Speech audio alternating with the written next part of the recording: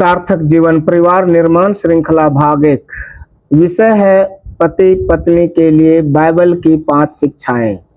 इससे पहले मैं परमेश्वर के वचन में जाऊं, हम अपने सभी श्रोताओं को शालोम कहते हुए प्रभु यीशु मसीह के अनमोल पवित्र और जीवन देने वाले नाम में आप सभी का हार्दिक स्वागत करता हूं। मैं हूं अभय कुमार मंडल और आप देख रहे हैं सार्थक जीवन।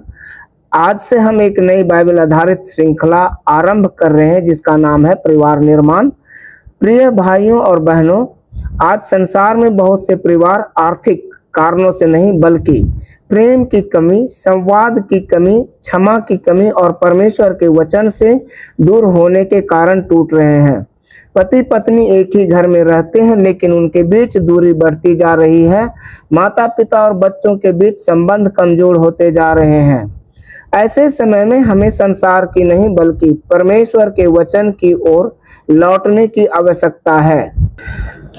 इस श्रृंखला में हम सीखेंगे कि बाइबल के अनुसार एक आदर्श परिवार कैसा होता है, पति और पत्नी की क्या जिम्मेदारियां हैं, बच्चों का पालन पोषण कैसे किया जाए और कैसे हमारा घर परमेश्वर की महिमा का स्थान बन सकता है।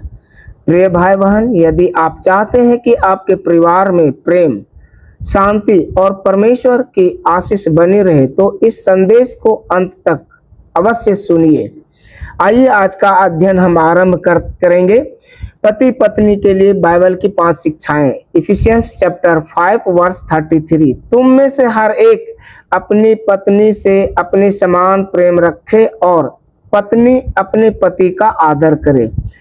प्रिय भाई बहन, यह एक छोटा सा वचन है लेकिन इसमें एक सफल परिवार का आधार छिपा है। पहली शिक्षा, विवाह परमेश्वर की योजना है। Genesis chapter 2 verse 18। मनुष्य का अकेला रहना अच्छा नहीं, परमेश्वर ने कहा।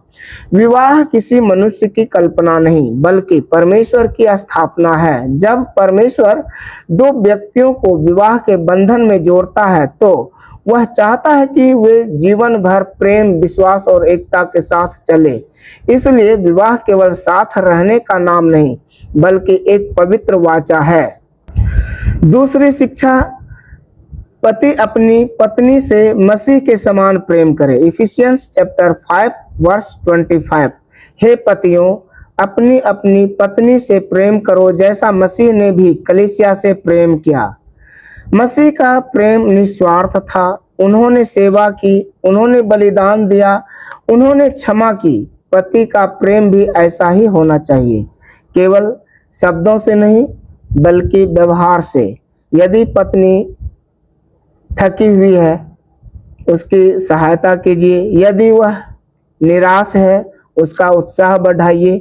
यही मसीही प्रेम है। तीसरी शिक्षा, पत्नी अपने पति का आदर करे। इफिसियंस चैप्टर 5 वर्स 33 कहता है, पत्नी अपने पति का आदर करे। आदर का अर्थ डरना नहीं है, आदर का अर्थ है सम्मान देना, विश्वास करना, कटु शब्दों से बचना और एक दूसरे को सार्वजनिक रूप से अपमानित न करना।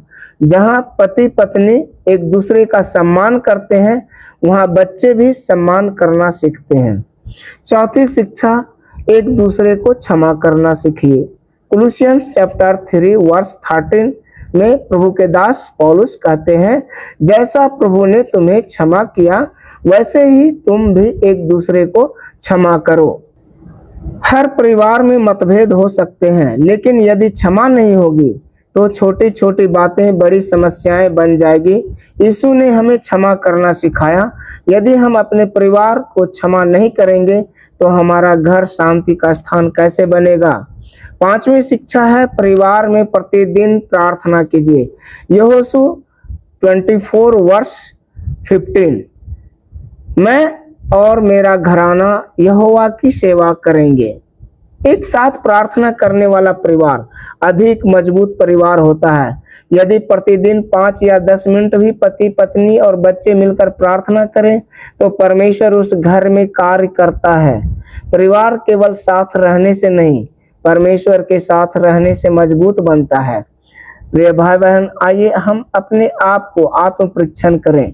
हम अपने आप से पूछें, क्या मैं अपने जीवन साथी से वैसे प्रेम करता हूं जैसा मसीह ने सिखाया? क्या मैं सम्मान देता हूँ? क्या मैं जल्दी क्षमा कर देता हूँ? क्या हमारे घर में प्रतिदिन प्रार्थना होती है? यदि इन प्रश्नों में कहीं कमी है तो आज ही परमेश्वर से सहायता मांगिए। निष्कर्ष यह है प्यारे भाई बहन, याद रखिए, एक मजबूत परिवार बड़े घर से नहीं बनता बल्कि बड़े विश्वास से बनता है। जहाँ प्रेम है, जहाँ सम्मान है, जहाँ क्षमा है, जहाँ प्रार्थना है, वहाँ परमेश्वर की उपस्थिति रहती है। आइए हम संकल्प लें कि हमारा परिवार संसार की रीति से नहीं बल्कि परमेश्वर के वचन के अनुसार चलेगा। आइए हम एक छोटी सी प्रार्थना करें। हे स्वर्गीय पिता, हम आपका धन्यवाद करते हैं कि आपने परिवार की स्थापना की। प्रत्येक पति को अपनी पत्नी से मसीह के समान प्रेम करने की सामर्थ्य दीजिए। प्रत्येक पत्नी को अपने पति का आदर करने की बुद्धि दीजिए। हमारे घरों से कलह, क्रोध और कटुता को दूर कीजिए। हमें क्षमा करने वाला हृदय दीजिए। हमारे परिवारों में प्रतिदिन प्रार्थना और आपके वचन का स्थान हो ताकि हमारा घर आपकी महिमा का साक्षी बने।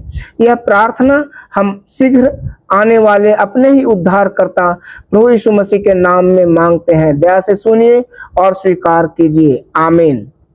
प्रिय भाई बहन, यदि आज का यह संदेश आपके लिए आशीष का कारण बना है तो इसे अपने परिवार, मित्रों और कलीसिया के साथ अवश्य साझा करें। हो सकता है आपके एक शेयर से किसी टूटते हुए परिवार के फिर से आशा, प्रेम और मेल मिलाप लौट आए। यदि आपने अभी तक सार्थक जीवन पेज को फॉलो नहीं किया है तो अवश्य कीजिए, क्योंकि हम प्रत्येक सप्ताह बाइबल अध्ययन आधारित ऐसी शिक्षाप्रद श्रृंखलाएं आपके लिए लेकर आते रहेंगे। अगले भाग में हम सीखेंगे परिवार में प्रेम और क्षमा क्यों आवश्यक है और बाइबल हमें इसे व्यवहार में कैसे जीना सिखाती है। तब तक प्रभु यीशु मसीह की शांति, अनुग्रह और प्रेम आप सभी के साथ बना रहे। शालोम, जय मसीह।